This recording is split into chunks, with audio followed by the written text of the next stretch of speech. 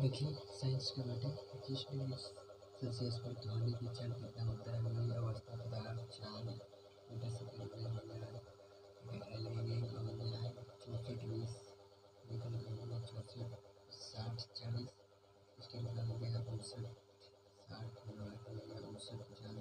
पीतल का हो गया 141, 100 ठोस में ऐसा होता है इतना फर्क है। कांच पीतल का हो गया 40, 80, और चलो दूसरे बजे हो गया 15, 21, 24, 80 का हो गया 80 का हो गया 14, और 507, 303, 1265, हीलियम का हो गया 265, वायु हो गया 346, ऑक्सीजन हो गया 316, और सल्फर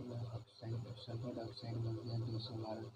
ये सब हो गया, इसमें से इधर हो गया गैस में, और ये यहाँ से भी लेकर यहाँ तक हो गया ये वाला। तो हमने वेरी इंपॉर्टेंट क्वेश्चन वाले 4 पे डाल